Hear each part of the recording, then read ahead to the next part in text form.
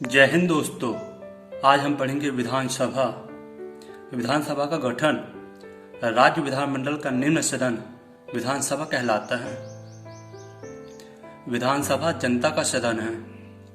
विधानसभा के सदस्यों का मतदाताओं द्वारा प्रत्यक्ष रूप से निर्वाचन होता है। निर्वाचन के लिए प्रत्येक चुनाव क्षेत्र भौगोलिक आधार पर निर्वाचन क्षेत्रों में इस प्रकार विभाजित किया जाता है कि विधानसभा का प्रत्येक सदस्य कम से कम 75,000 जनसंख्या का प्रतिनिधित्व करे। राज्य की विधानसभा में कितने सदस्य होंगे, यह उस राज्य की जनसंख्या पर निर्भर है। संरचना। अनुच्छेद 170 में विधानसभाओं की संरचना का वर्णन है।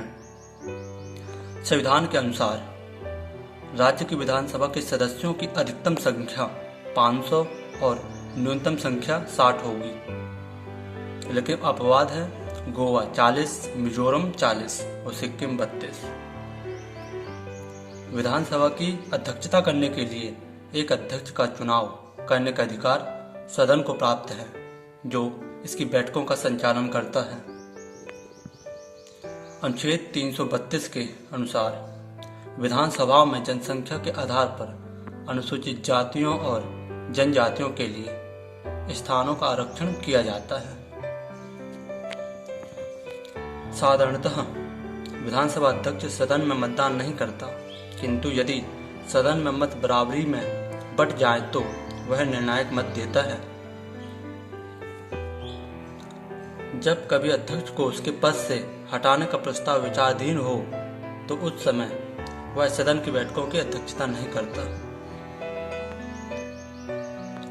विधानसभा के सदस्यों की योग्यताएं।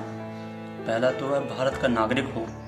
दूसरा, वह 25 वर्ष की आयु पूर्ण कर चुका हो। ऐसी अन्य योग्यताएं रखता हो तो संसद के किसी कानून द्वारा निश्चित की जाए। कार्यकाल। विधानसभा का कार्यकाल 5 वर्ष है, किंतु विशेष परिस्थिति में राज्यपाल को यह अधिकार है कि वह इससे पूर्ण भी उसको विघटित कर सकता है।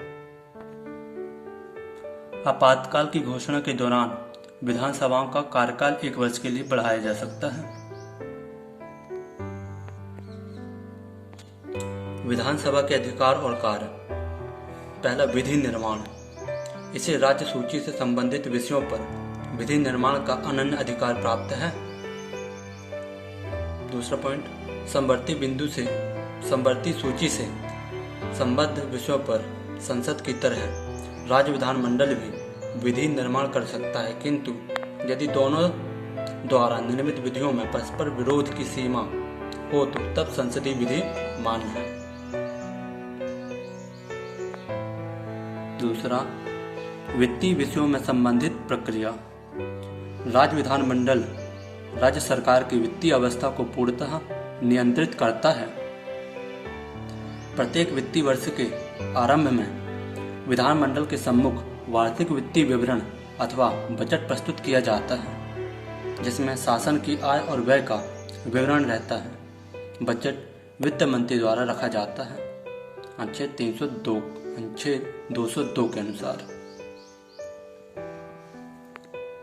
दूसरा पॉइंट, कोई धन विधेयक प्रारंभ में विधान परिषद में प्रस्तुत नहीं किया जा सकता। जब विधानसभा किसी धन विधेयक को पारित कर देती है तब वह विधान परिषद के पास भेज दिया जाता है। विधान परिषद को 14 दिनों के भीतर विधानसभा को लौटाना पड़ता है। विधान परिषद उस विधेयक के संबंध में सिफारिश तो दे सकती है, किंतु वह ना तो उसे अस्वीकार कर सकती है और ना उसमें संशोधन कर सकती है। विधानसभा द्वारा पारित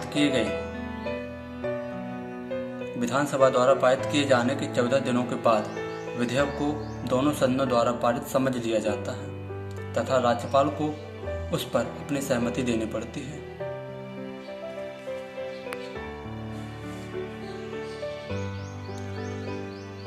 तीसरा, कार्यपालिका पर नियंत्रण। विधानसभा लोक प्रतिनिधि है। मंत्रिपरिषद सामूहिक रूप से विधानसभा के प्रति उत्तरदायी है।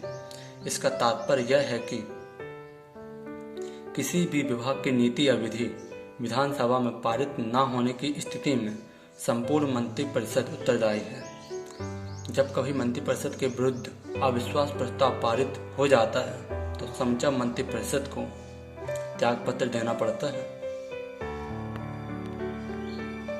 चौथा, संवैधानिक संशोधन।